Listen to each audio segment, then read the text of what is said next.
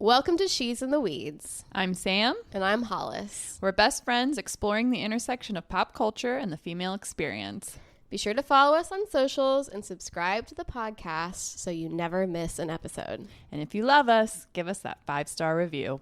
Nailed it. I think it's fine. 1, 2, 3, 4. Hello. Hi. It's been a minute. I know. We haven't seen each other for a while. I know. It's been like over a week. Oh, yeah. I think it's been like 10 days. Crazy. We've become entirely different people. I know. So much has happened. So much has happened. So, first things first, I am starting Accutane in January, and I cannot wait. All right. Yeah. I'm excited for you. Yeah, I'm really excited. I have my appointment on... Oh, gosh, yes. We're not filming today, so we're on the couch, and it's just fabulous. It's really great. So I had my appointment last Thursday. And we had talked about it previously at the appointment before, but then I was like trying this other thing. And that's kind of why I've never done Accutane, because like in the past, it can have some pretty intense side effects. Yeah. And for a long time, it was really kind of the only treatment aside from like birth control, or like benzoyl peroxide's been around forever. But like, if you went to the dermatologist as a kid in like, you know, the 80s, 90s, like you were going on Accutane. For me, it was like there was always just like some new thing on the horizon. Yeah. So it was like I would go to the dermatologist when it was bad, and there was just always this new thing on the horizon to try that didn't have as bad of side effects. And like some stuff worked for a while. And so, yeah, it's just time. And so we had the conversation again, and even my dermatologist was like, I think this is the right move. Yeah. She was like, good. yeah. Well, that's she was like, let's encouraging. Yeah. She's like, you know, your skin's going to be perfect while you're on it. She's like, which everybody loves. And then the hope is just that it stays that way. Of course, there are cases where it doesn't work for some people, but she's like, if I'm being honest, more often than not, it does. Yeah. So, oh, good. Here we are. Yeah. That is exciting. Yeah. So hopefully, I am going to do a little bit lower dose over a longer period of time, because that can help with sort of mitigating some of those side effects. So, and how long of a period of time is that, did you say? It's different for everybody. It's like based on your weight, and then you go and do monthly appointments. Your dosage is based on your weight, and then kind of like your progress is like to how see, long you continue it. She said typically, like if you're somebody that's going to be like taking a higher dose, it's around like 5 to 7 months. Okay. And if you're going to do a lower dose over a longer period of time, it can be closer to like 8 to 10 months. Gotcha. So it just depends. Yeah. But yeah. So it's like a treatment, and then you stop and you do it one time only, or like do you wait to see the results and then you possibly do it again? Yeah. So there are cases where people have to do it 2-3 times. I've not heard of anyone doing it more than 3. I think it's kind of like if it doesn't work after 3, then it's just not going to work for you. But yeah, sometimes people do have to do another round. Sometimes people do it when they're a teenager, especially women, and then they end up doing it again like in their 30s, because they get hit with that like later in life hormonal acne. So it's different for everybody. Hopefully I'll only have to do it once. And we'll just kind of see. Yeah. So. Well, cool. It's exciting. Yeah. I hope it I'm does what you want it to do. Me too, because I'm really tired of it. Yeah. I bet. Yeah. And you know, it's just such a huge bummer. And it's also like, and sometimes I think people forget this, like it's really painful. Like they're cysts. Well, yeah. And it hurts. And so, it's just a thing you've been dealing with forever. That Forever. like typically you're like, cool, this is just supposed to chill out at some point. Right. Yeah. And like, yeah, that would be so frustrating. So I'm excited. The body betrays us. I know. God. Yeah. So I'll keep everybody updated as they go through the process, and, you know. Yeah. I'm excited. So that is exciting. yeah, I'm a little 2026. Fucking look out. I mean, nobody's going to be able to tell me anything once my skin's No. perfect. Are you kidding me? You're going to be so sick of me. You're going to be the hottest bitch alive. So anyway, I'm excited. I am a little worried about our photo shoot. I'm not starting the Accutane until like the second week of January. Hopefully it won't. I don't know. I got to talk to our photographer and just find out like what's possible with editing. Cause like I'm not having photos taken with sis on my face. Oh, yeah. Oh, well, I can tell you that's totally possible. Well, you know, that's what's so funny because it's like really easy now. Okay. Because I guess it just depends on the person and what type of software they have. Because when I had my senior pictures taken, you know, that was a time like I was breaking out a little bit. I was a teenager and it wasn't like terrible, but I remember like they were like, oh, don't worry about if you have a blemish or anything, we can absolutely erase that. Yeah. And they did I mean, this was a really nice, they were expensive pictures. So like it was a nice studio. But then every time I've had, well, and I guess it's really only been twice, professional photos taken outside of that, both times the photographers, like when they like send their little package and it kind of tells you like how to prepare. It's like, don't pick your face or anything because the camera really picks that stuff up. And I did have 2 pimples the most recent time. And yeah, I mean, you could see them. But then she told me she could edit out drool, my kid drooling. Yeah, what? And I'm like, but you can't edit a pimple? No. Well, and now, like with AI, it's so easy. Okay. Like, I mean, it's like literally a click of a button and it's like, gone. Yeah. Okay, yeah. I figured. Yeah, I mean, I guess it kind of depends too, like, yeah, what programmer you use and how well you are, how good you are at using it, especially before like AI stuff. Yeah. So I figured it probably wouldn't be an issue, but I mean, and if she doesn't want to do it or there's an extra charge, I'll just do it. Like we can just get the photos and I'll do whatever extra editing we want. Cool. Yeah. Sorry, I'm not coming through as super authentic on her cover. I'm taking my pimples off the picture. I don't think anybody cares about that. I say take the blemish out. That's right. Goodbye blemish. Goodbye blemish. It's been nice.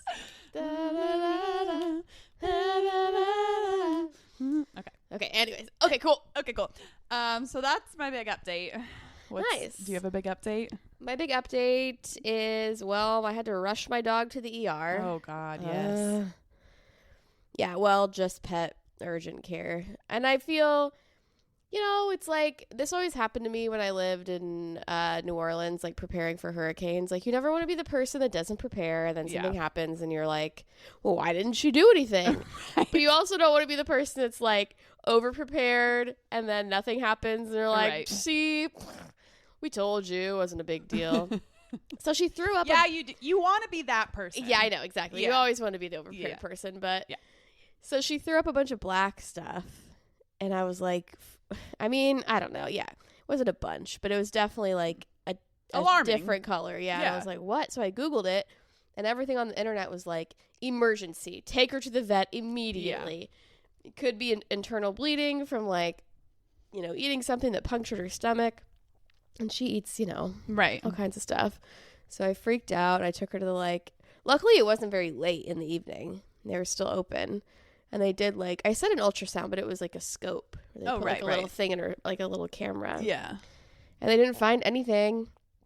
And they did a big thorough search and did a couple other things. And we're like, it's not internal bleeding because she doesn't have any punctures or anything. Yeah.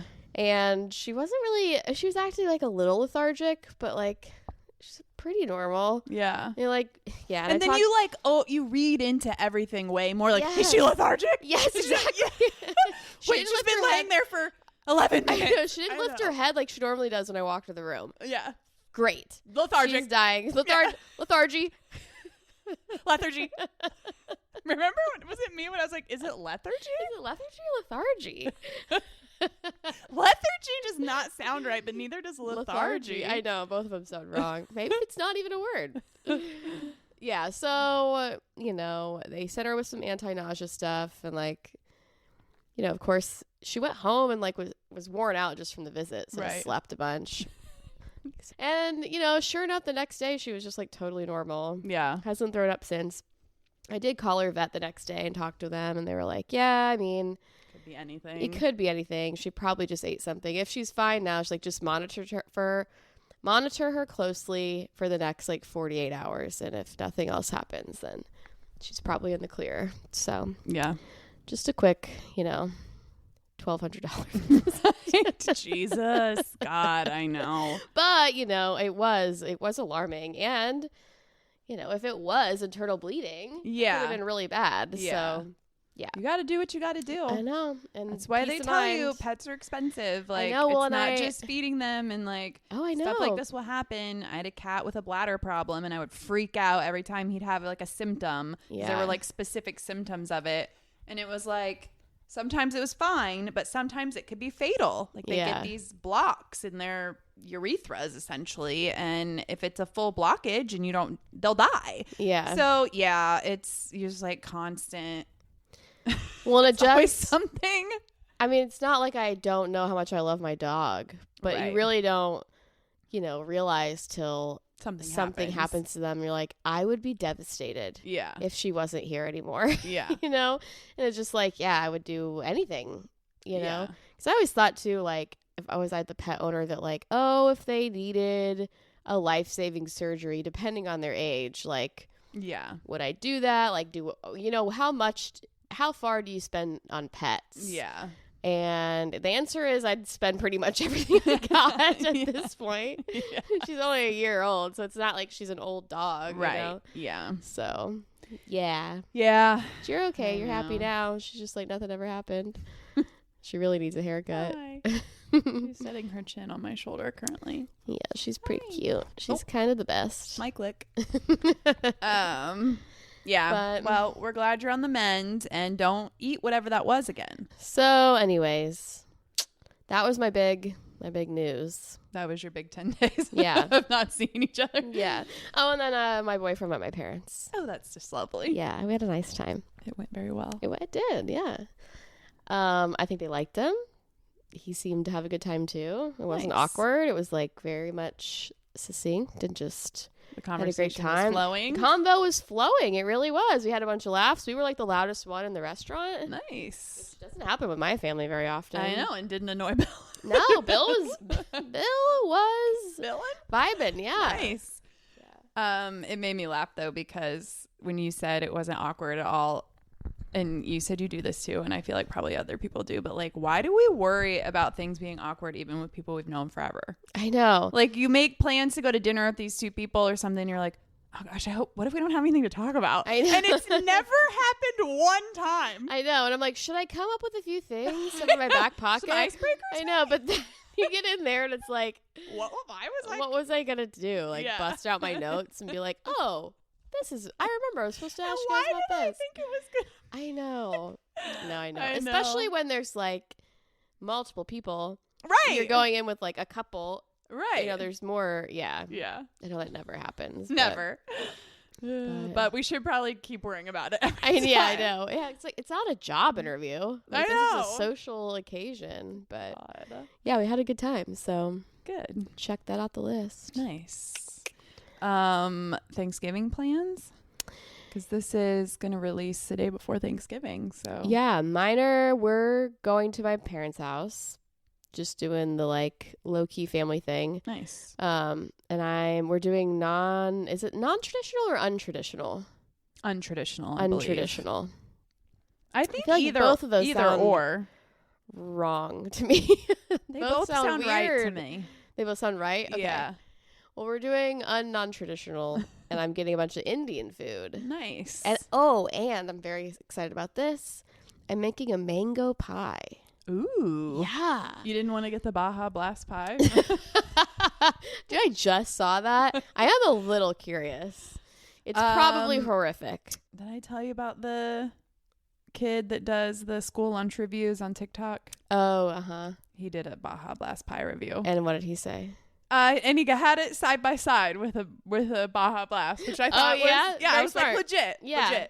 Legit. He said he's like, it tastes like Baja Blast. It's really, really sweet. That was I've never had a Baja Blast. Oh, you haven't? No. So I don't know why I was like, I'm curious to see. Try it out. I've had a Baja Blast a handful of times. Yeah. It's okay. Yeah. It's you know what it kind of reminds me of? Capri Sun, the original Pacific cooler, but carbonated. Oh, it's a carbonated drink? Yeah. It's like Mountain Dew, but it's Baja Blast. Right. I was thinking like a high C or something. No. So is everybody crazy about the Baja Blast? It's a beverage? I feel it's like I eat at Taco Bell, but like not enough to like be in on all me the neither. stuff. But I feel like that was a big draw for Taco Bell when we were younger, is that like they had Baja Blast and like people loved it. Oh, okay. So yeah, I mean, I knew it was a thing. I just didn't know if it was like it's a thing. How big of a thing it was. I think it's a pretty big thing. Well, I mean, if they're making pie out of it, it had to be clearly big, is. Yeah. But I also remember when they opened the Taco Bell cantinas, everybody was like so excited about alcoholic Baja Blast slushy. It's like a frozen Baja Blast with like rum and like a daiquiri. Yeah, I mean, for those kind of drinks, that sounds kind of good. Yeah. So anyway, I don't know how we got here, but so are you ordering like 10 Baja Blast pies to take no for Thanksgiving? Your mango pie made me think of it. Oh yeah, my mango pie. That's how we got there. Well, so I decided we're gonna do Indian food because I heard these people talking about mango pie on a podcast I listened to, and they were like, it's so good. You can get it on a New York Times recipe. It's like Indian inspired. Right. So I was like, oh, I'll make that. We'll just get a bunch of Indian food. Because we were doing like, nobody felt like cooking. Right. There's stuff going on with the fam. So like, we were like, let's just do something easy. I was like, I'll just get a bunch of food. Nice. So let's do Indian. Heck yeah. We are doing the traditional Thanksgiving at our house that we do every year. We have my husband's family and my family come to our house, which is nice. I am doing turkey, ham. Well, Kurt's doing the turkey. We're doing ham. I made stuffing. He's also making a different type of stuffing, like an oyster stuffing. Ooh. And then I'm making Brussels sprouts, deviled eggs, and apple cider donuts. Oh, nice. And then people are bringing stuff. So, man, that sounds awesome. See, I'm not like very sentimental about the holiday of Thanksgiving. Like, I've always liked it, but I love Thanksgiving food. Oh yeah, and I am. But like, the turkey is the worst part. Oh, for sure, it's a very overrated bird. Yeah, for like sure. It's dry as hell. I mean, dark meat's okay, but like you really gotta zhuzh it to make it good. Yeah, if you don't have gravy, like what are you even doing? Yeah, it's unedible. Yeah, and like really, it's only the best part is this, like the sandwiches the next day. Yes. I'm a ham girl. I love a ham. Oh, I love ham too. Oh. Yeah. And I feel like we always have ham on Christmas. See, this year for Christmas, I'm really excited. Making a traditional Bavarian Christmas dinner. Because that's the part of Germany that my ancestors came from. And I'm really... Longtime listeners of the pod will remember when I really dug into my ancestry, because I feel like as like white Americans, we have no culture. And I was like, I've got to have some culture somewhere. Yeah.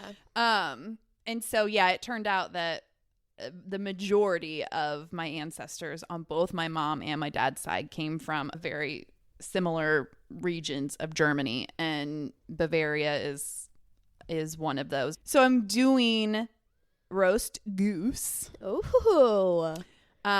Braised red cabbage and these like bread dumplings. Oh, yum. I'm really excited. And then I'm going to fancy it up and do Bavarian cream?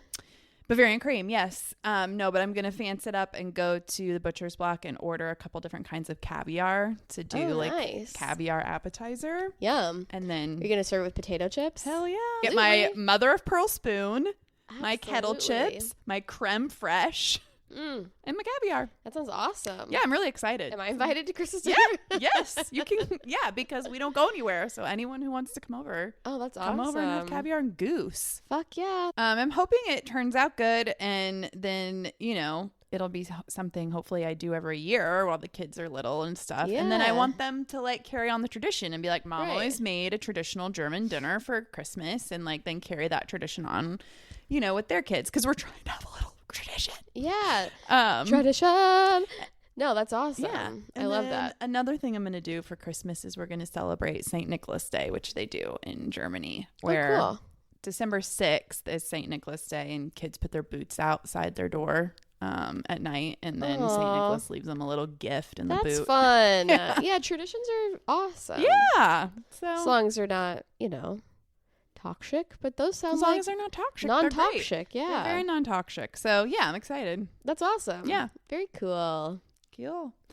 Okay, should we get on to some of our items that we need to discuss? Yeah. Okay. Items. First item on the agenda. We need to talk about Amy Schumer. Yeah. Getting skinny, which totally here for, fine. What I don't understand and is a little disappointing, and maybe I just don't fully understand it, but like, I guess, and of course, I haven't actually gone and looked, just have read the headlines and read a couple little blips about it, but I guess she deleted like all social media evidence and pictures of her before she lost the weight. Yeah, well, she responded. Did you see her response? Know? Yeah. I'm very curious to know. Because I was... And just before you say the response, I think for me, the thing that I was like, oh, what? Is because she's like built her entire comedic career almost on like being the fat, ugly girl, which she's not. Yeah, but that's always been like her shtick. Yeah. You know what I mean? Like, I'm a mess. I'm chubby. I'm not hot.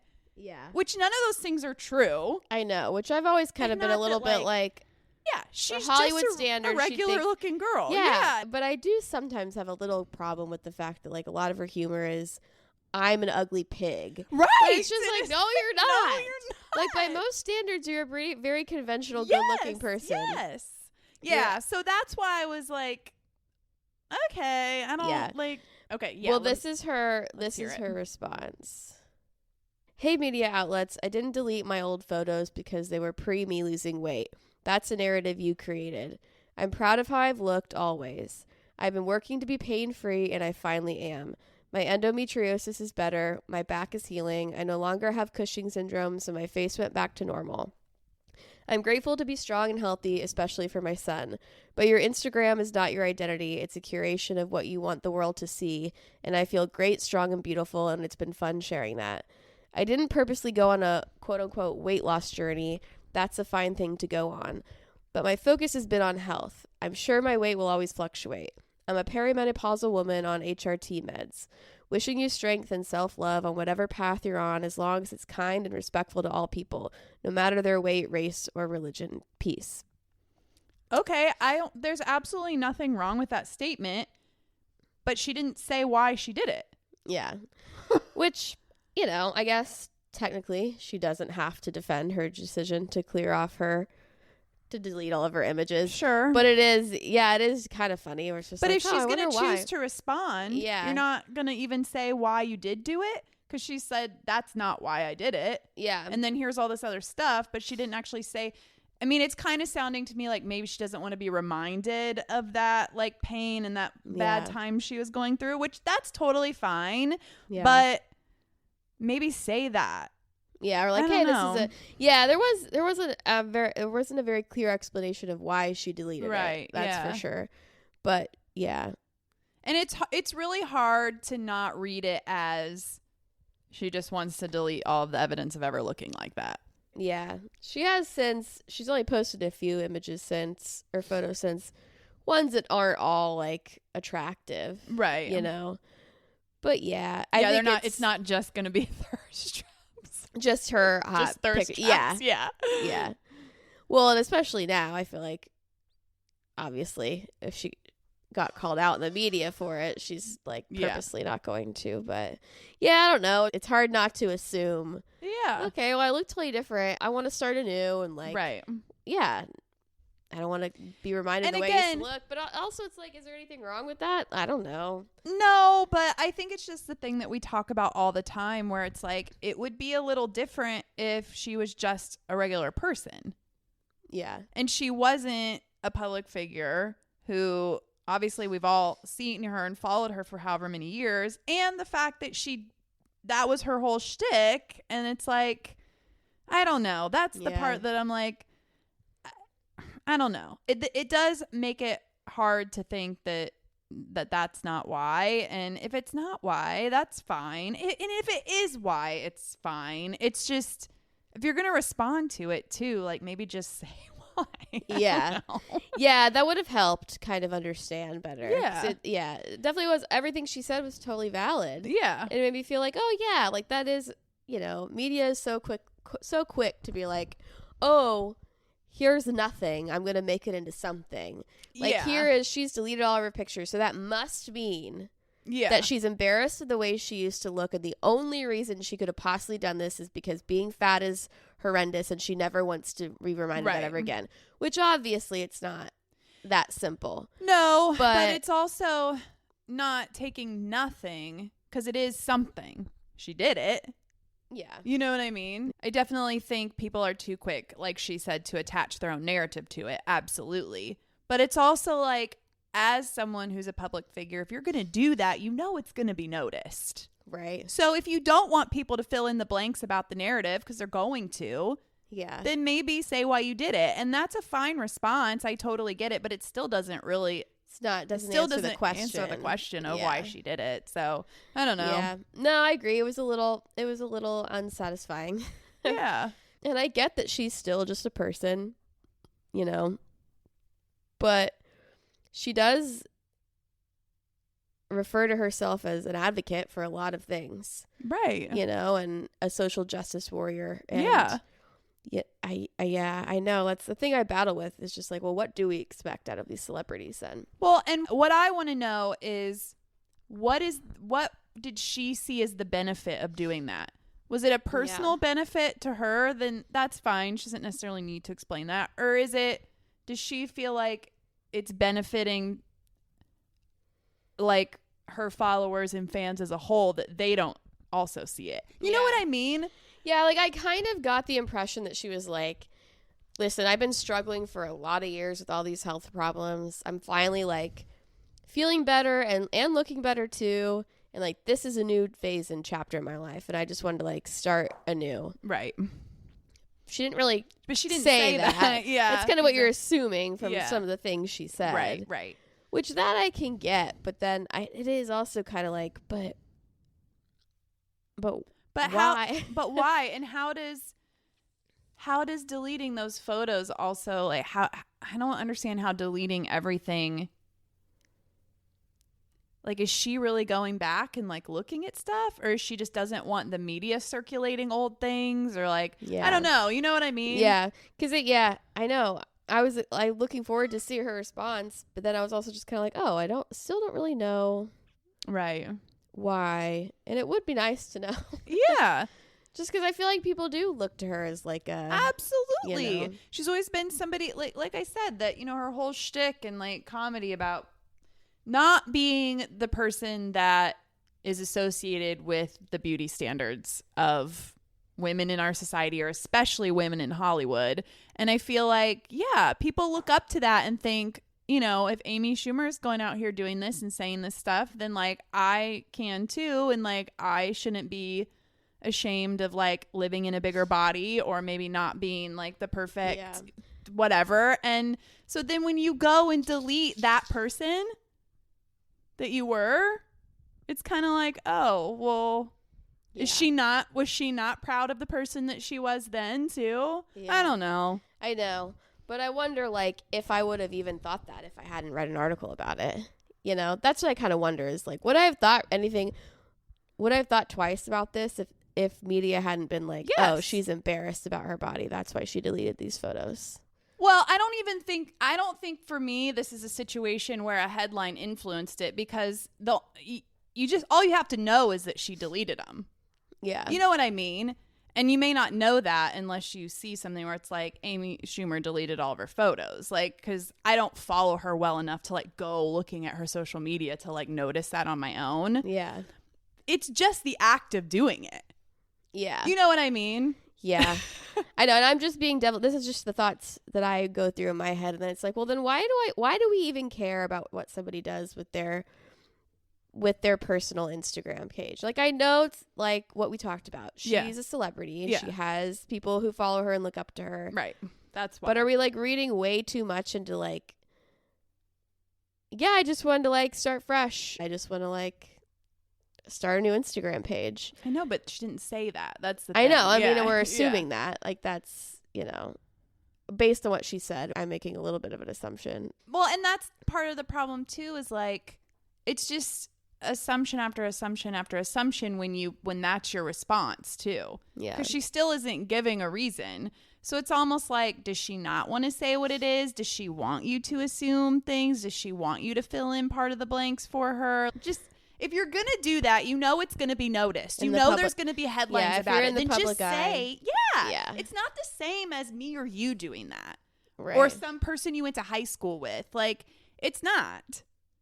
Is it? Yeah, is it not? Yeah, I guess it's not. I don't think it is. Yeah. And if there's a reason that these standards and all of these things exist to begin with, and it's because of the people that are influential. Yeah. Yes. Yeah.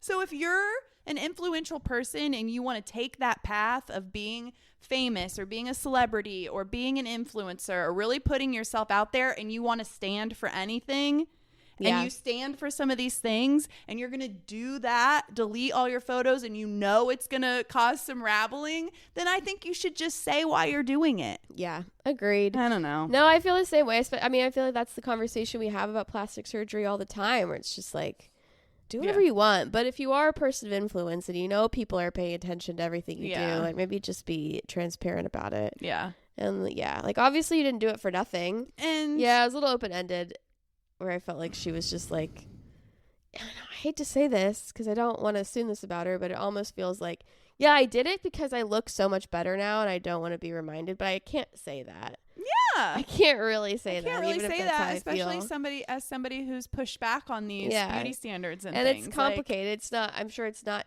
that cut and dry. It's not just that reason, but that it has something to do with it. We know that the complexities are complexing. Yes. Well, and that's a hard one too. When you're an influential person, especially as a woman, that everyone just assumes that, like, and it's just kind of a given now that you have to be a shining light for beauty standards, where it's like, but I'm still also just a woman trying to struggle through. Yes. That's a tough one, I feel like, that we especially don't get a break. No. And like, absolutely not.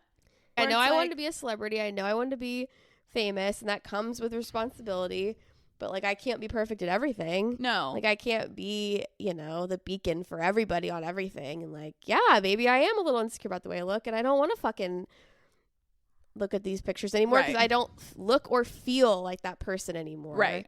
And so, like, I don't know. If she'd I don't just said that, I've been like, amen, sister. Yeah. You know what I mean? It's like we talked about with Nikki Glaser too, where it's like there is this constant struggle of like trying to fight against it, but also like having that thought and almost that knowing in the back of our mind, but being hot is better. So why don't I just do whatever I can do to be as hot as I possibly can, because you get treated better, things come easier, pretty privilege is a thing, and like you feel better. Yeah. So you have like more confidence and energy because like, yeah. I know, it's an insane thing. It really is. Yeah. Okay. Let's move on to, while we're on this topic, Shay Mitchell's this one. Child skincare This line. one, I don't really, she doesn't have a leg to stand on in my book. I don't really think so either. Like, come on, lady. If it's not, okay, well, first give a rundown of what we're talking about. So Shay Mitchell started a skincare line for children. And her whole thing about it, I just the words alone are just kind of. So her whole thing is kids want to do what their parents are doing. Little girls see their moms doing their skincare routines, putting on their makeup, and they want to do it too. And there's so many toxic products out there, and obviously children can't use products meant for adults. They have actives and things like that. So why not create a safe skincare line that kids can do that's geared more towards like fun, and I guess they're like animal themed and whatever. Here's the thing. You can give your kid a bottle of Vaseline. Yeah, what about... There are things that exist. Also, what about make-believe? I'm sorry. What about your kids don't make mud pies and magic potions? Like, just pretend. Yes. Like, this is the thing about... This is almost as much an anti-capitalistic rant as it is a... Oh, yes. Because just, like, you just want to make some fucking money. Like, yes. And you're using anything excuse you can to create some product that is suckering women into buying shit for their kids they don't need. Exactly. Like, get off it. And she talks about the argument of skincare starts from day one because you're moisturizing a newborn. And that's true. You are. But you know what? That also says then that there are safe products out there that I put Aveeno baby eczema lotion on my kids after they take baths every time. Yeah. And I put it on their face and I put sunscreen on them. So sure. Yeah. And I sometimes put a little Aquaphor on my 5-year-old's lips and the corners of her nose because she gets dry. So it's like, you are sometimes putting some products on your kids because they need stuff too. And I do my best to keep even my own products as non-toxic as possible. So if your kids if my daughter wants to sit on the stool in the bathroom next to me and put her eczema lotion on her face, she can. Yeah. Sure. I don't need to go purchase a children's skincare line to do that. Yeah, it's just obviously capitalizing on a moment. Yes. And she knows this too. It's not kids watching their moms do it. It's kids seeing it on social media. Yeah. That's what it is. They see all these influencers on social media doing it and they want to have a skincare routine. I've talked about this with some of my friends who have older daughters and I'm like, well, what are you getting them for their birthday? And they're like, I don't know. They want skincare products. They'll have skincare routines now. That's insane. And you know, they're like 11. Yeah. And I'm like, okay, like that's what it is. It's not, oh, kids want to do what mom does because moms have been putting Pond's cold cream on their face for 60 years and nobody was making you know what I mean? That's a very, very valid point. They're seeing it online. They're seeing it on social media and she's capitalizing on that. Yeah. And you know what? That's fine. Get your bag. Right. Whatever. Somebody's going to buy it. Fine. But maybe, and I don't know, would it be better if people were just more transparent about it and were like, well, people are going to buy it, so somebody was going to do it, so it's me. Yeah, well, of course. I mean, would that be better? Would we feel better about it? No. I don't know if we would. No, I don't think anybody wants to hear that either. Yeah. Because nobody wants the truth and nobody's buying the truth, you know? I know. I mean, we're pissed off about I know. But then it's like, what if she just said, well somebody was going to do it, so I did. She didn't say that because most people would be like, well, fuck you. You know, nobody wants to hear that. Just like nobody wants to be told, like, obviously somebody wants this. People will buy this. Exactly. And like, somebody's going to do it eventually. Yeah, so it's going to be, it's me. There is a demand for this, whether it's like good for humanity or not in the long run. Like, and that's the thing. Not that it's bad for humanity. It's not like on a micro level, it's probably not great to be giving kids like more access to like stupid shit they don't need. But, you know, obviously it's not the end of the world. No. But it's just gross. Yeah. You know, it's just like, do anything else. Yeah. But like make these products and then the gross part too is like, I don't know,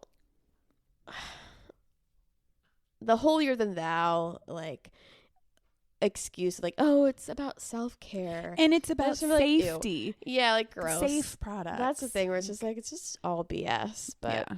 And like I could get behind making safer products. I think that's something we need to be doing. We've been needing to do that for a long time, but then and that's the thing is because she knows the children, that's the niche part of the market. Yeah. She wouldn't have just started a safe, non-toxic skincare brand for adults because that market's oversaturated. Right. It's niching down and targeting the children. That's the part that's messed up. And it's like, And it's the part that's brilliant.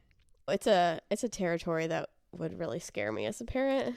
Yeah. I mean, just like anything else, you just deal with it best you can. But yeah. I don't love this for us. No. I don't love this for millennial parents. Oh, dear. I don't either. Okay. Moving on. All's her fault? All's her fault? All's her fault. All's her fault. Yeah, so what did you think of the end? Okay, spoiler alert. And it's been out for a little while now, so... but we're talking about all the... Yeah, we got to talk about the twist. I mean, of course I did not see that coming, but I do think, I mean, they did a really good job of like only showing you little snippets. I mean, there was no way you were going to know because you saw all that quote unquote unseen footage kind of as the show went on. You know what I mean? Where they obviously like cut parts out of scenes and then showed it to you later. But I will say, though, there was a small part of me that when she first saw the sun and they had the colors thing, and it was clear that it was some sort of like neurodivergent thing, connection, but like I had never heard of it or knew what it was or anything. I went, is he her son? And I was like, really? no. Yeah, but I was like, no. Yeah. Like, how could that be? Right. You know?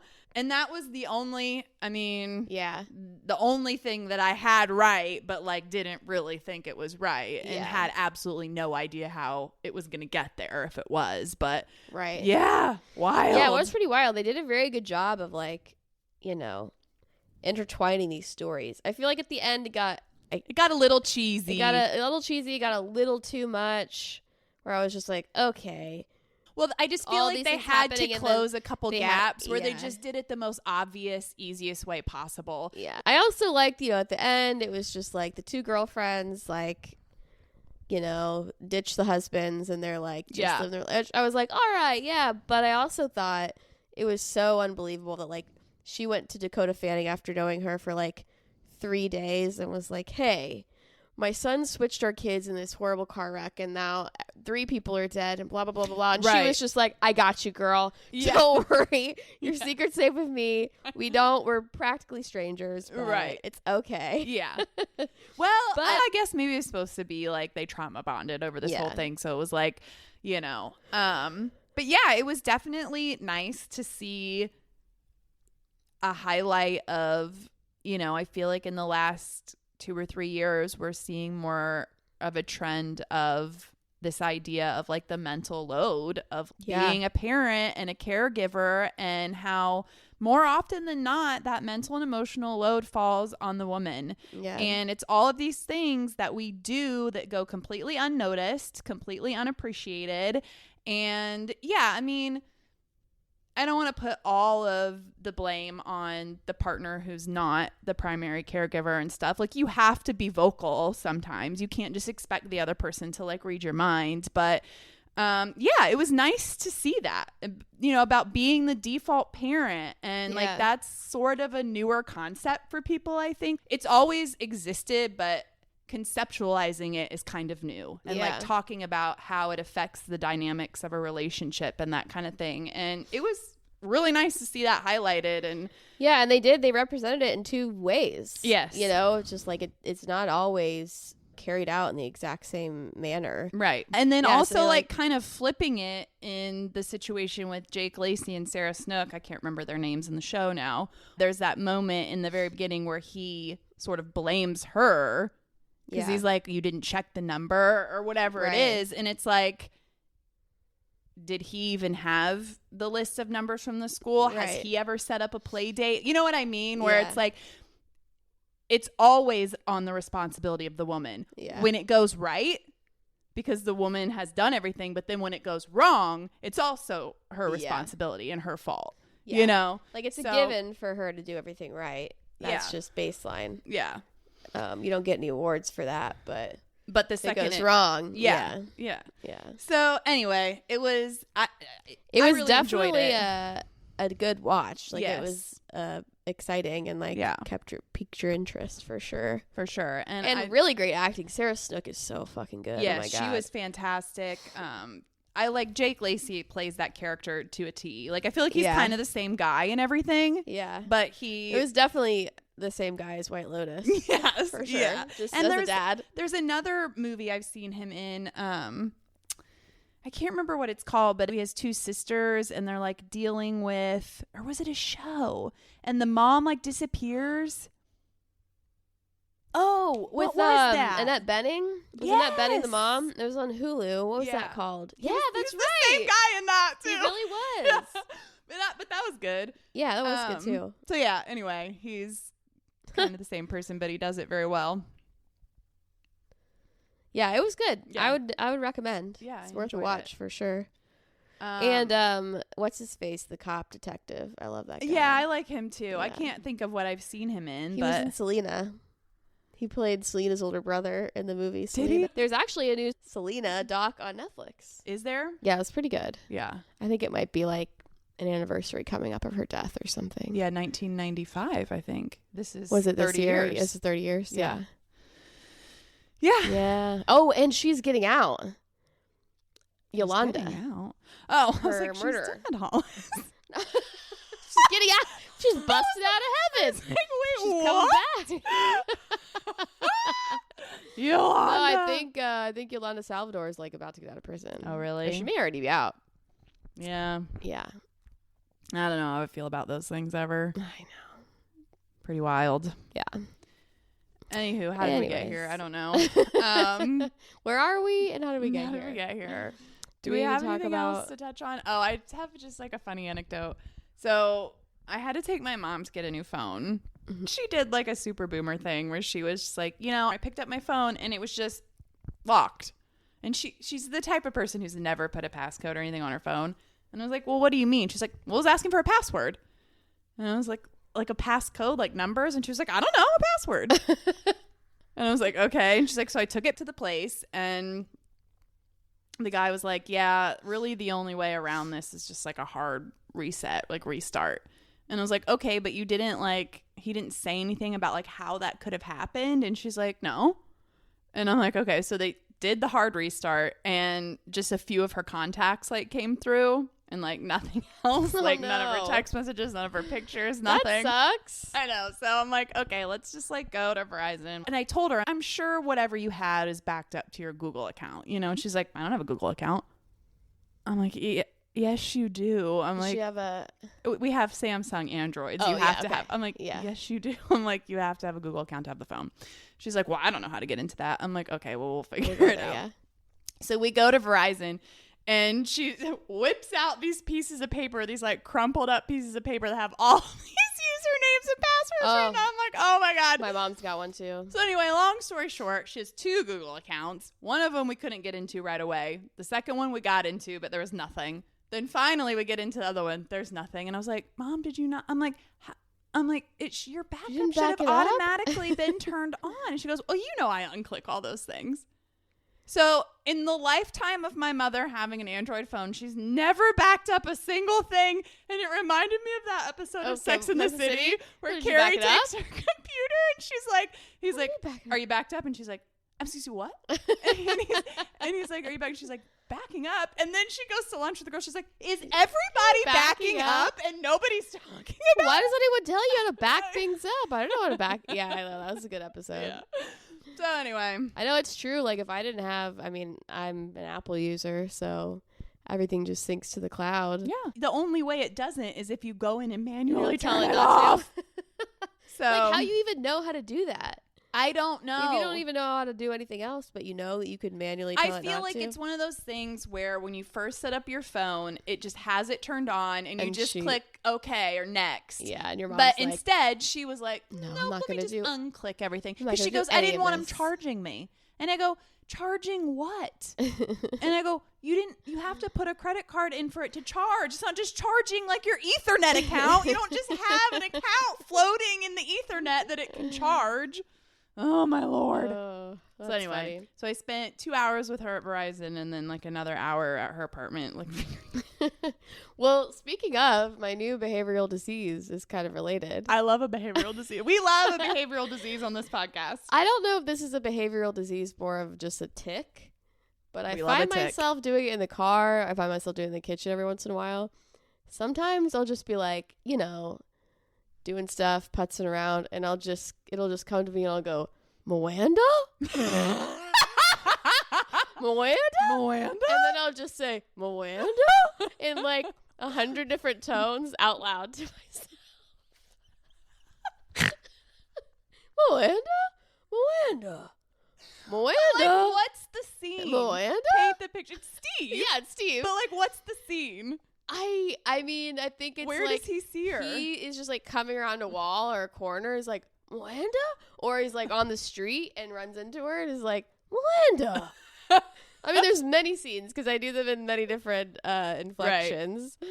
But yeah. We need to get on the horn to HBO, Michael Patrick King, and be like, listen, we need a montage of every time Steve says, Moanda. And I don't know why. Like, does he even have speech impediment. No, but like I feel like there's like one scene where he says it like that, just like Chessie. Miranda. It's the same as Chessie. It's Miranda. Miranda. It's not a full Mwanda with a W, but there's definitely like a softness to the R. Yes.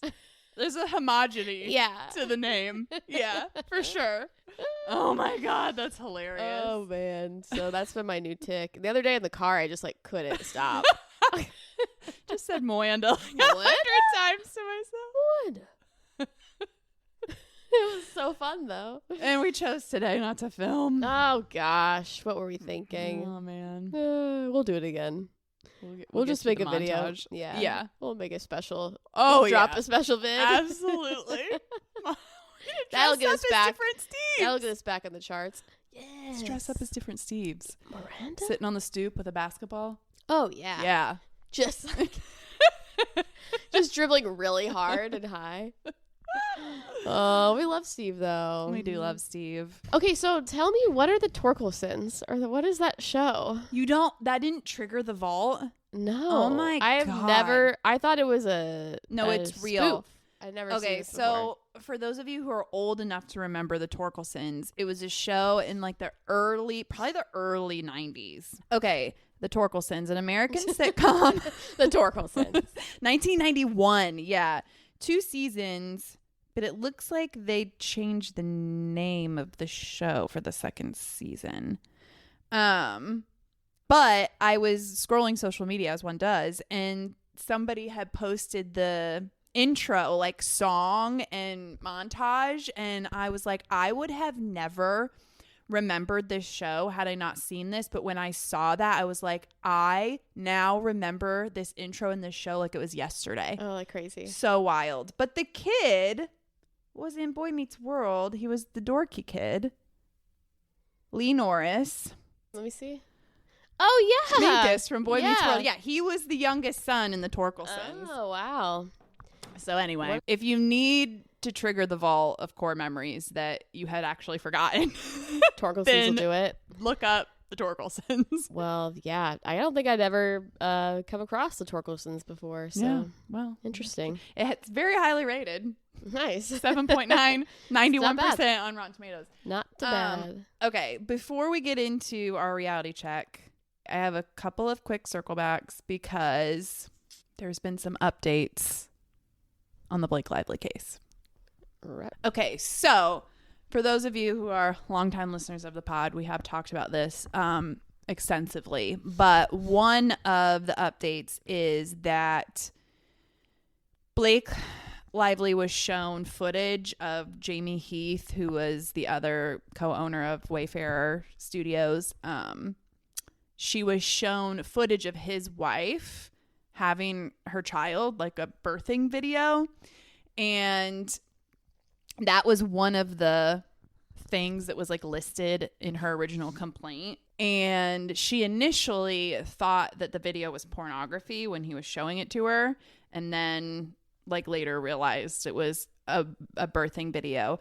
And he's apparently showing this to her because she has a birthing scene in the movie, and there's some other things in the complaint about shooting that particular scene that made her uncomfortable. And he was showing it to her because he thought it was going to be like inspiration for the scene, or that's how he imagined the scene maybe going. So their attorneys have been trying to keep that footage like out of the trial as evidence, and her legal team has won the ruling to have it submitted, the entire video. And so I just find it interesting because I feel horrible for his wife. Now, I'm sure he would say that he had her permission to show it, and I'm sure she would maybe even back him up on that and say, yes, he had my permission to show it. I would be willing to bet that he did not have her permission to show it, only because, and I'm making this assumption also assuming that what Blake Lively is saying is true, because if she initially thought the video was pornography, there was obviously no discussion beforehand about like, hey, I have some ideas for this scene. I'd like to show you this video of my wife giving birth. Then she also could have made a decision to be like, okay, I'll watch it, or no, I'd rather not watch that. It clearly is something that just happened spontaneously. Yeah. And so I think it just supports her claim that like, it obviously was just sprung on her. And it sounds like maybe she's telling the truth about at least some of this stuff. Yeah. You know, and how bizarre. Even if it wasn't pornography, to me, it's still like, I don't necessarily know legally what all of the parameters are in terms of like harassment and sexual harassment. But like, if you're just springing video, like, I don't know, because she's also talked about this scene in terms of like not being comfortable with how she was covered in this scene, not being comfortable with the fact that somebody else who played the doctor that was Justin Baldoni's friend, like she wasn't super comfortable maybe with that casting. She also says that it wasn't a closed set, meaning all the production team and everybody is able to see the video. Like typically when there's nude scenes or there's sensitive scenes, it's a closed set, so only the people in the room are like seeing it, and like one you know what I mean? So there are all these other things surrounding that particular scene that supposedly made her uncomfortable, and then he's just coming in and like springing this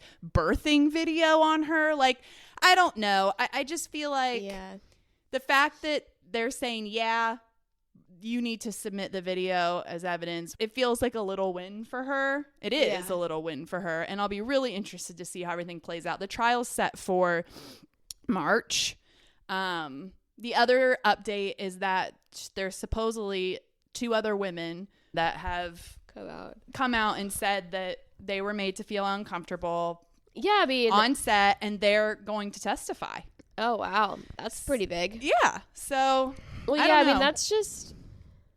harassment or not, that's just such a fucking weird thing to do. Exactly. I mean, it's just like, for one thing, if you really feel like you need someone to see the video to be able to like get your point across creatively what you were trying to do, then you have a conversation about it first. You don't just force that on somebody. Exactly. And then B, why not just say, oh yeah, when my wife gave birth, this happened. Yeah. Like, you can just verbally explain it. And that was part of... Why do you need to, like, show the actual footage? Exactly. And that was another part of the complaint surrounding this scene, is that they kept... Like, so unnecessary. They wanted her to be fully nude.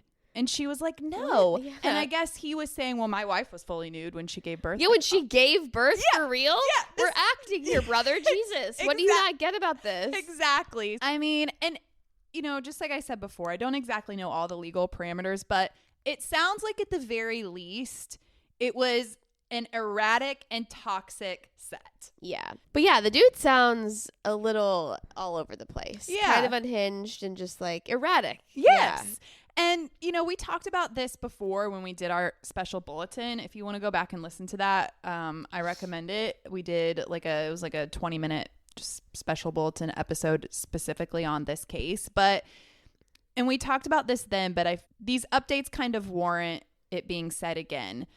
It seems so strange to me that a guy who has made his entire shtick and persona being an ally to women, that something like this happens and he just immediately goes on the defense. Yeah. And Blake came forward with this complaint, and you know, now these 2 other women have come forward and are going to testify.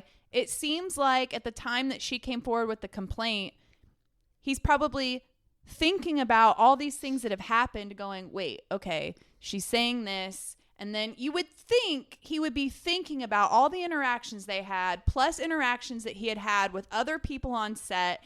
And if you were truly this person that you say you are, and you've made your whole personality, I'm the ally to women, and I'm this good guy, and I'm fighting against toxic masculinity, that he would have a point of reflection and at least not necessarily admit any wrongdoing. I'm not saying he has to say, oh yeah, you're right and I'm wrong, but just the fact that he immediately went on the defense of, no, that you're a liar. This is all lies. This is all you spinning this whole other I mean, it's like, okay, you're clearly not that person. You're not the person that you say you are or want to be. Yeah. Or at least not when it really counts. Right. Yeah, at the end of the day, your opinion of yourself matters more than possibly what your actions could have, the consequences your action could have had for other people. Yeah. Or it's just like, So. Yeah, like I'm an ally until it's inconvenient for me. Exactly. Until I have to self-reflect it all. And then it's like, well, no. Right. I'm still a man and I'm right. Yeah. That's kind of what it's giving. Yeah. So I am sat for the trial. I cannot wait. It's going to be really interesting. Yeah. I can't wait to see how it all goes down. I sort of doubt any of it's going to be like televised. I don't know if they've released any of that information yet, but we'll see. It'll be fun to follow. It'll be a good one. If it's not videotaped, it'll definitely be all kinds of coverage. Oh, for sure. Yeah. All cool. Right. Should we get into some reality? Yeah. All right. What do we want to talk about first? Okay. So let's talk about Orange County. Bravo. Okay. Yeah. Yes, because we have...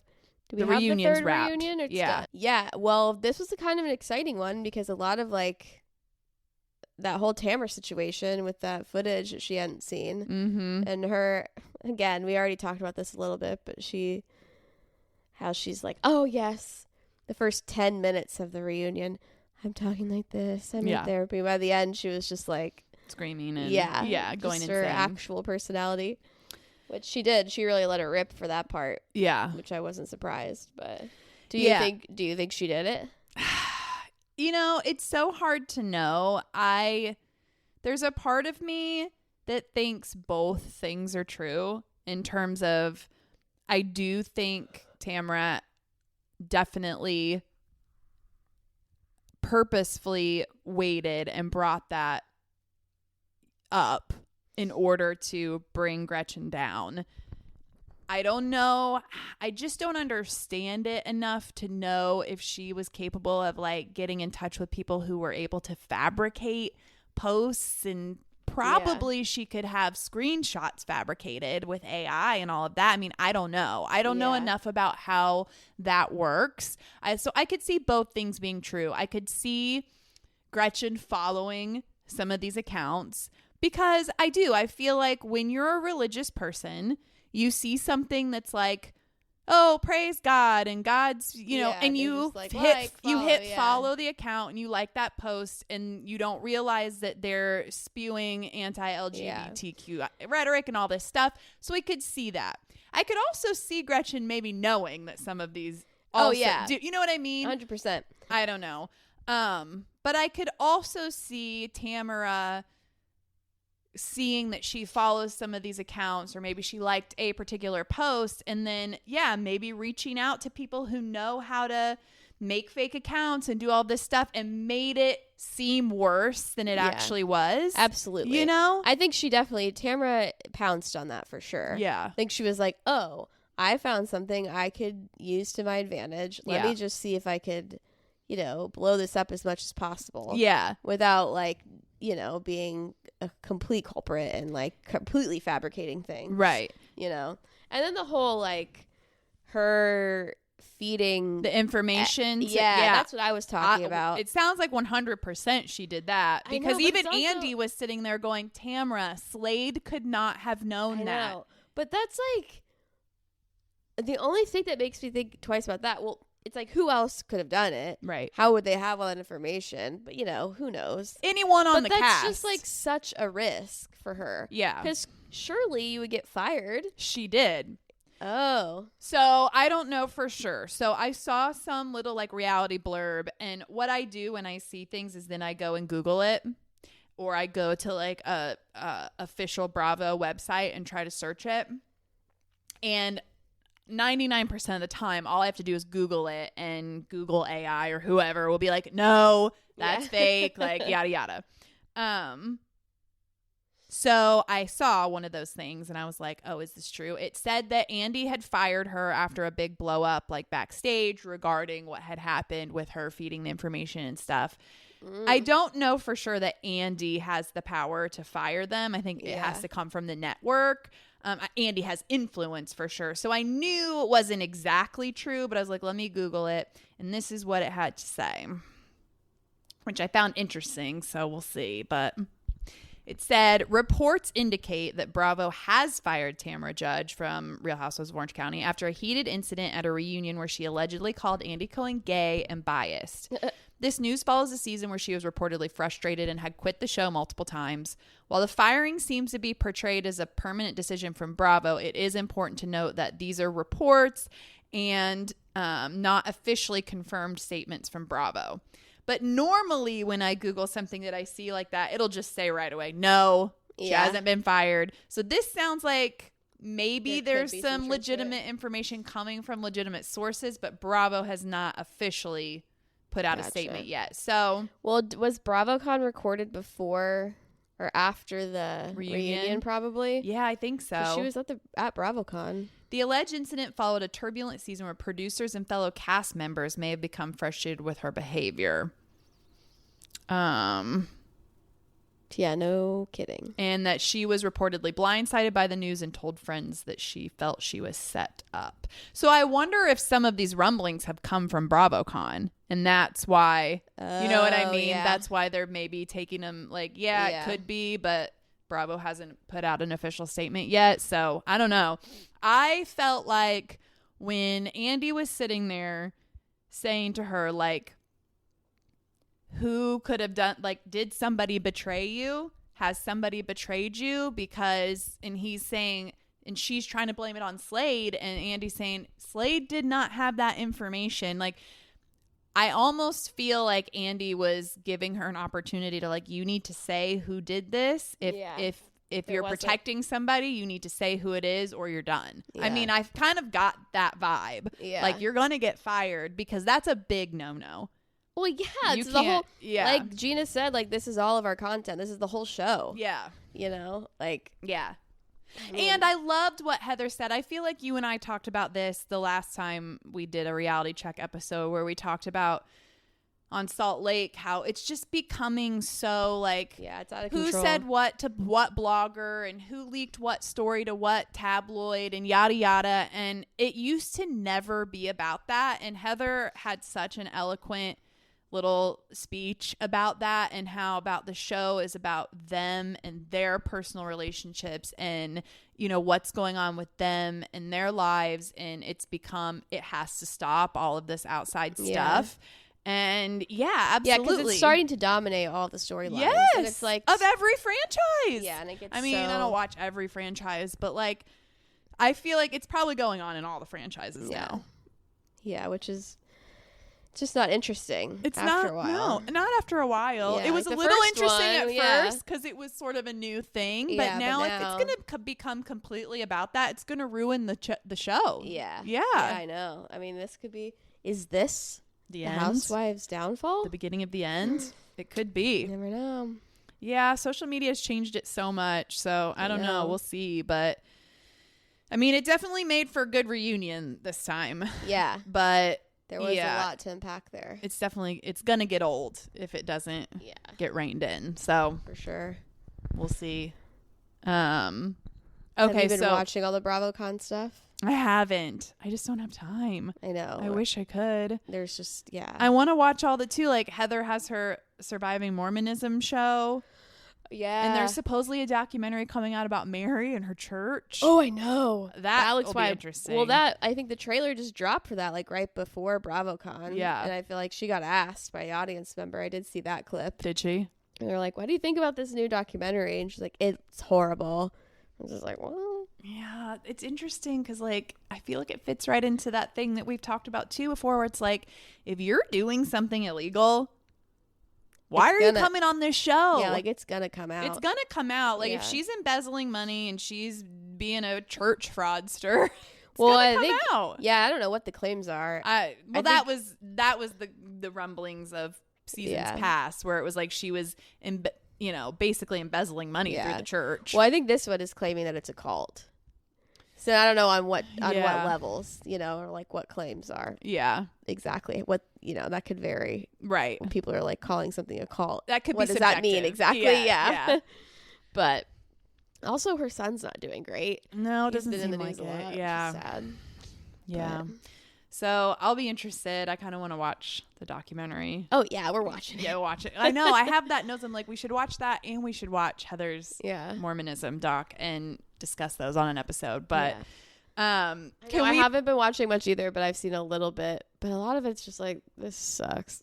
It's not the BravoCon stuff. Oh, the BravoCon. I don't think stuff. most of it is very interesting. I would love to go.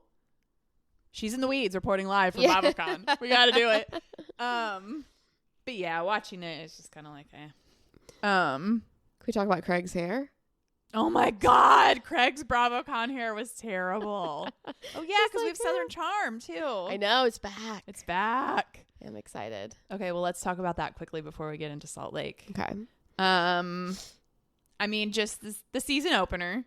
Yeah, I'm trying to remember what happened. They went to Madison's baby shower. Oh, right. Patricia threw a baby shower. Yeah. So, yeah, it's good. It's just like the little introduction episode. Yeah. Kind of see what everybody's been up to. There's some freshies, I feel like. Is there? I don't remember that brunette girl. Sally? Yeah. She was on the season before. Oh, really? She may have been blonde then. Okay. But yes, her... Not the tuba player. Yeah, they were both new last season. Remember Sally and Taylor fighting over Taylor's boyfriend last season? Yeah. Vaguely now, yeah. Yes. Let's see. What else happened? Nothing much. I mean, it's just a first episode. Yeah, nothing really happened, honestly. Just that catching up with people in the baby shower. Yeah. Craig does make me laugh, though. I am... Oh, yeah. He's a clown. Craig's existence is just so funny. Yeah, for sure. So not really much to discuss there yet. Okay, let's move on to Salt Lake. Can we please talk about the Todd and Bronwyn of it all? Oh, my gosh. That conversation she had with Whitney. Oh, my gosh. Yeah, like, what is happening? Like, just, I don't know. Maybe just divorce. Just divorce. And here's a theory I have. And I feel like sometimes these women get on the show because they know their marriage is going down the tubes and they want to build something for themselves. Yeah. Oh, yeah. I mean, I really do. And amen to that, you know. Absolutely. Because, yeah, like, I don't know anything about Bronwyn's personal finances, but it seems like Todd just bankrolls her. Yeah. And probably has, you know, for a while. Yeah. And, like, yeah, that would be rough. Like, what would you do? Exactly. And because she say she didn't sign a prenup? Right. Yeah. Yeah. So, I mean which is actually good for her, but. Yeah, but he just still, so... to be able to have your own income and, like, really build something for yourself would be definitely ideal if you're getting out of a marriage like that. Oh, no. Yeah, she didn't sign a prenup. Right. I was thinking, yeah. No. Yeah, she said they didn't. Yeah. So, yeah, it's really interesting. I feel like we've seen that a handful of times throughout Housewives franchises where it's like, okay, like, or also it's just like her kid's grown up. She's probably finally just like, now I just have to put up with this old guy who's clearly a jerk and like not fun. Great. Like, I mean, at least before she had like a kid to distract her and like keep her occupied, and now it's just like, ugh. Yeah, I know, it's interesting, and it seems strange to me that she would even be like willing to have some kind of arrangement. I can see it from Whitney. Oh yeah. But I don't know. I don't know. And maybe I'm just like old fashioned, but I just feel like more often than not, once you start to invite stuff like that in, it just spirals. Yeah. You know? Yeah, and I mean, not to say that it's impossible. Like, there are, I'm sure, some people that are right for it. But that felt very much like a concession. At straws. Yeah, and a concession. Like, okay, you know, like not that she well, really wants to do this. That, yeah, like I don't want to. Yeah. And just the whole idea because of she like, also did she just doesn't want to be embarrassed. Yeah. Because she made that comment about, I wish I could have just said, yeah, I picked her for him. Right. Because then she was in control. Yeah. And like, Just, people don't want to be embarrassed. And they made don't a want fool of. Made a fool of. Exactly. Yeah. And like, you shouldn't be considering an open marriage or an arrangement just because you don't want to be made a fool of. Right, exactly. Like, if that's something that was really on the table, you would have discussed it, like, already. over the last 20 years. Exactly. You know? Especially knowing that he's had infidelities before. Yeah. It would have been something you would have talked about probably then. Right. So, yeah. I don't know. Oh, the Meredith thing. Oh, my God. Did we talk about this last episode? I don't know. I think we talked about it briefly in person. Yes, off the record. Lot of weirdness. Because on one hand, it's like, yeah, I can totally see Meredith doing that. On the other hand, though, it is weird that, like, that you would be able to get away with that on a plane? Well, no, there wasn't a single clip of video. Right. And I know they were in first class and, like, whatever. They probably, obviously they weren't filming. Right. You'd think one of them would have, like, and I know they can't film each other. It's such a huge thing. Yeah. But you'd think somehow there would have been something. Well, I think that's maybe why there wasn't, is because they've had their little blow-ups about that in the past. So maybe everybody was afraid. Like, no, yeah. But then also it's just weird because they were all like, surely someone could have done it secretly. Right. Like, we were all asleep. Mm-hmm. You know, that was another weird thing where it's like, I was asleep, but yeah, and I kept waking up and hearing this horrible, awful commotion, not saying anything. Yeah. The reports from all the women were a little weird. Yeah, because Heather's the one that was like, well, tell me what happened, because I was, sleeping, and then I woke up, and I was sleeping, and then later on, she's like, I heard everything. I saw everything, so. And it is weird to me that, like, if it was as extreme as they were all saying, none of you said anything. None of you were like, hey, like, and I mean, maybe they did. Maybe they kind of tried or whatever, but, like, I don't know. They made it out like it was just a crucifixion. Yeah. Like, and it is interesting because one of them said it. I don't know if it was sleeping pills and fueled by sleeping pills and alcohol. Because I feel like if it was an alcohol/pill induced situation, for sure the flight attendants would have been like, ma'am, you need to, And maybe they did. And like, who knows? Oh, this is some serious tea. I forgot about this part. I was listening to a podcast. What was I doing? No, it was just I think it was a clip of a podcast that I saw online. I don't know what podcast it was, but they were talking about this incident, and they said, and I can't remember how they prefaced it, if they said like it was somebody from production that they knew or just like an insider on the crew said, oh no, it was a passenger. Oh, and Coach, I think I know what you're talking about. The NDA thing? They made all of them sign NDAs. Which is like, I don't know how you can possibly do that. Like, how can you make somebody on a public flight sign an NDA? Well, I think you got to offer them some money. Oh, okay. Well, then, yeah. I mean, that's different than making them. Yeah. I mean, I don't see how you can force somebody to sign an NDA. No, my guess no fucking way. Also, my guess is they just offered them a little bit of money, and people were like, okay. I feel like the airline would be like, no. That's, I don't know.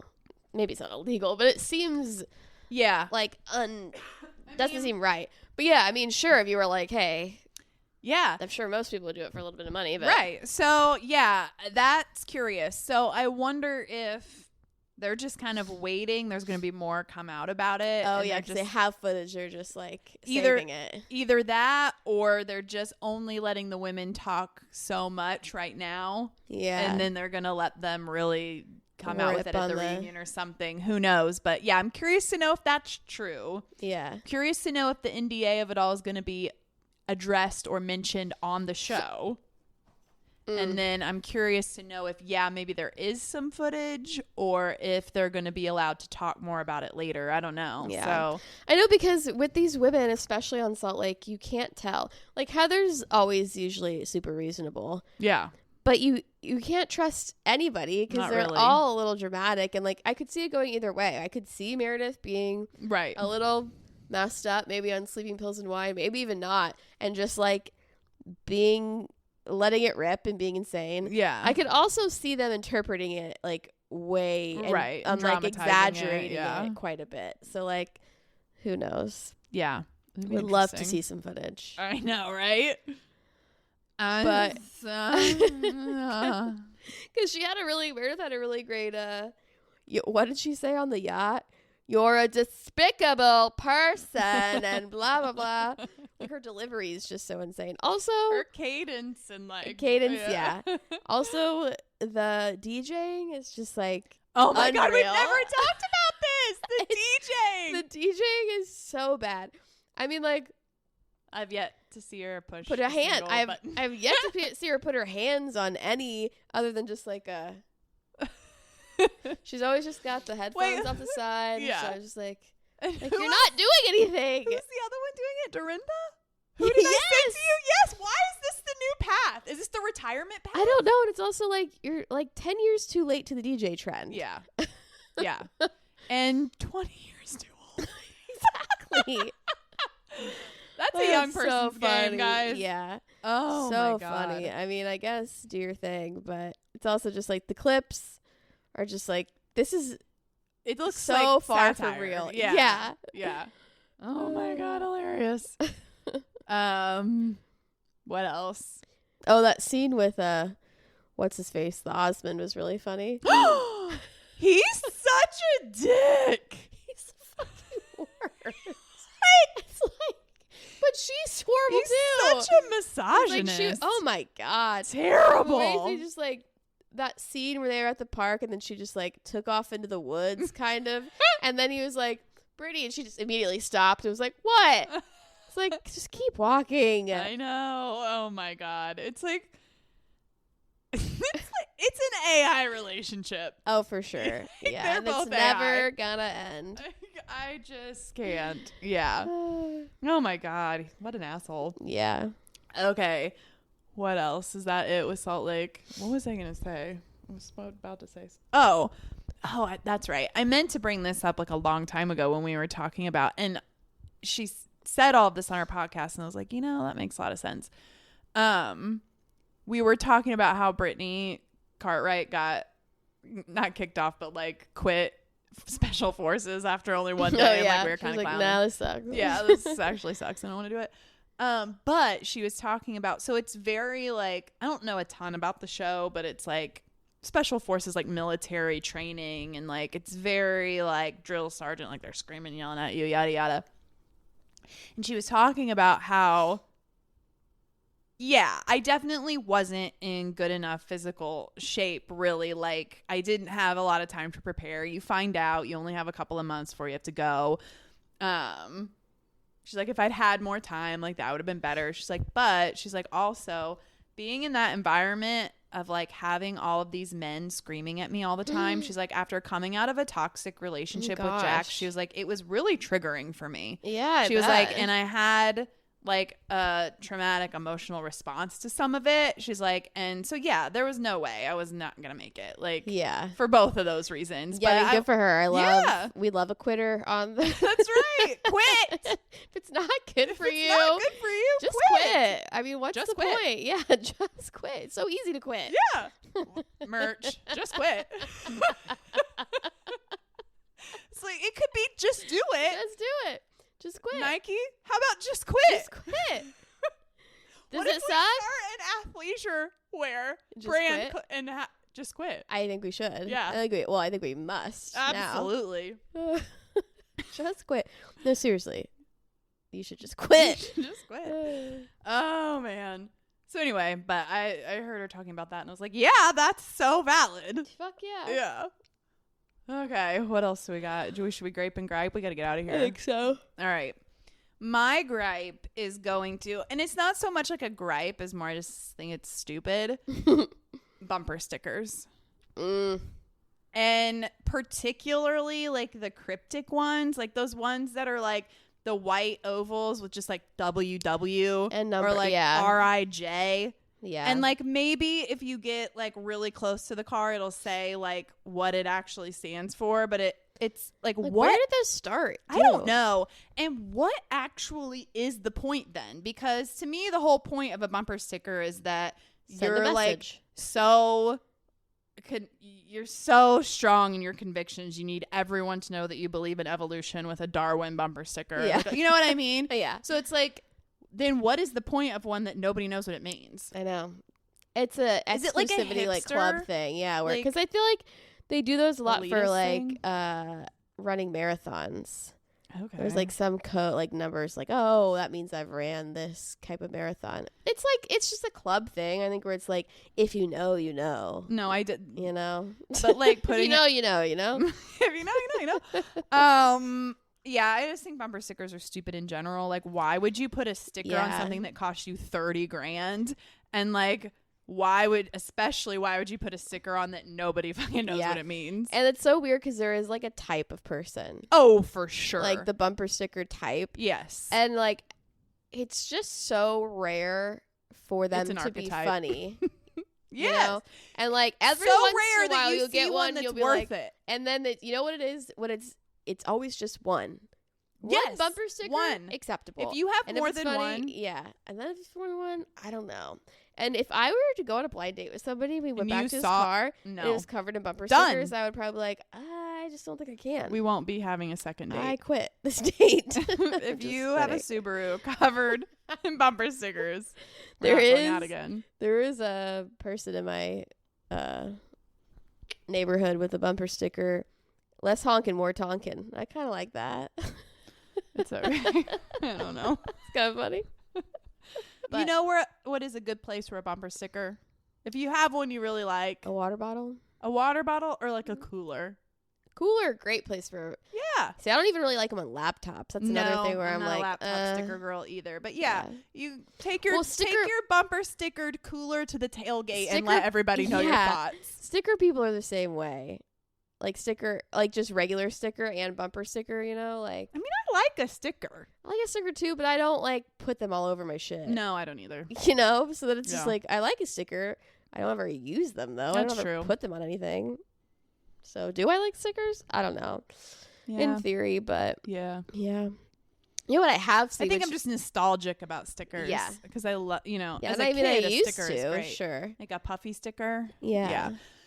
You know what I did see though the other day that cracked me up was this person had a thing on their back windshield and it was Forrest Gump, a little cutout of Tom Hanks' Forrest Gump when he was on the shrimping boat, and then the windshield wiper had his arm. So when when he waves like this, so when he gets off that Lieutenant Dan, now waves like that. Perfect. And I was like, that is hysterical. That's hilarious. Yes. I guarantee you can take that off your car without leaving a sticky residue behind. And it was just like perfectly done. Yeah. I mean, it captured the wave perfectly. Yeah. It was really funny. Anywho, hi, baby. I'm almost done. My gripe goes out to the fact that if my Apple mouse, you can't charge it and use it at the same time. A very bad design flaw. Because the cord goes on the bottom. The cord goes in to plug it in the bottom, so you can't use it and charge this it. Before. Have I? Yeah. Okay, I have another one. That's okay. It's so annoying. Yeah, no, it really pissed me off today because my mouse died, of course. And I was like, God damn it. Use this freaking trackpad? I have another one. Do you want me to do a different one? It's up to you. I mean, if it griped you, it griped you. You could repeat gripe. Okay, then I'll leave it. I'll save my other one for next week. Okay, my grape is going to Monterey Jack cheese. I feel like we are sleeping on this cheese as a society.